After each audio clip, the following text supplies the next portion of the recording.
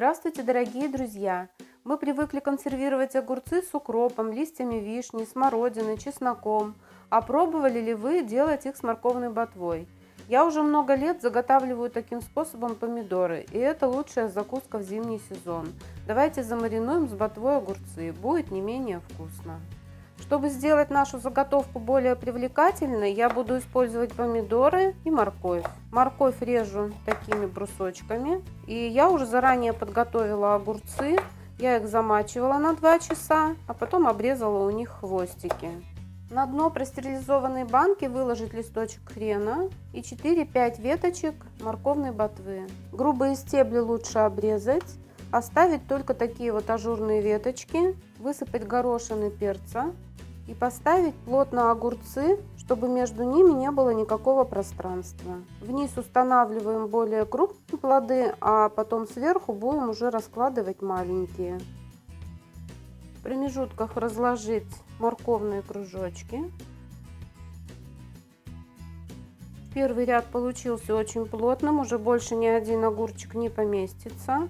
И вторым рядом раскладываем помидоры. Затем перекладываем огурцы морковной ботвой, выкладываем еще 2-3 веточки и продолжаем выкладывать огурцы уже помельче. Их можно не ставить, а просто укладывать, но тоже очень плотно.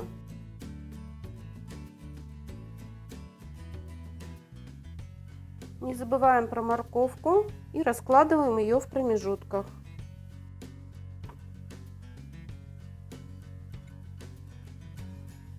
Огурцы я уложила очень плотно.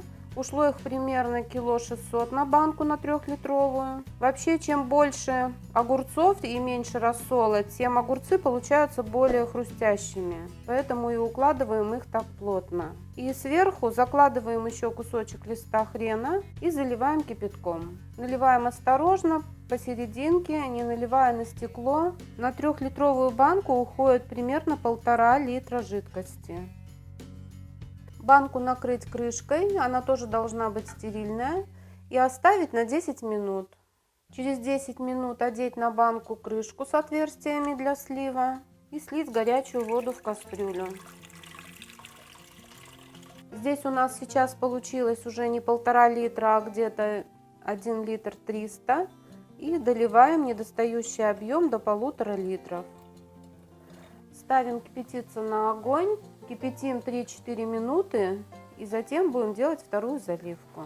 Открываем крышку и заливаем кипятком. Снова льем посередине, стараемся не лить на стекло, чтобы банка не лопнула. Заливаем кипяток под самое горлышко и вновь накрываем крышкой. Оставляем на 7 минут настаиваться, но это потому, что у меня мелкие огурцы. Если огурцы крупнее, то нужно оставить на 10 минут. Снова слить воду. Сыпать сюда 2 столовые ложки соли без горки и сахар. Вновь поставить на огонь кипятиться. После закипания прокипятить нужно будет в течение 5 минут на небольшом огне. Заливаем рассол. Вместе с рассолом выливаем уксус 9%. Рассол у нас выкипел. Но у меня уже готов чайник вскипевший. Количество соли, сахара и уксуса в банку попало то, которое надо, поэтому просто доливаем кипятком под самое горлышко. Накрываем крышкой и даем постоять 5 минут. За это время будут еще выходить пузырьки воздуха. Нужно будет им помочь, таким вот образом повращав банку из стороны в сторону. Крышку уже не открываем. Воздух выйдет сам, найдет там щелочку и выберется. Через 5 минут проверить еще разочек, чтобы пузырьков не осталось, покрутив вот таким образом банку. Затем закрутить. Закрученную банку наклонить и проверить, чтобы ничего не вытекало. Затем ее перевернуть, поставив на крышку на полотенце и накрыть чем-нибудь теплым. Оставить в таком положении на сутки. Будет такая пассивная стерилизация, она нужна для лучшей сохранности заготовки. Огурцы с морковной ботвой заготовить очень просто. Благодаря 3 заливкам и выдерживанию в тепле заготовка не нуждается в дополнительной стерилизации. Огурцы получаются хрустящими и имеют выраженные сладковато-кислые нотки. Друзья, я надеюсь, что вы попробуете приготовить по этому рецепту. Всем спасибо за просмотр, ваши лайки и комментарии. До новых встреч!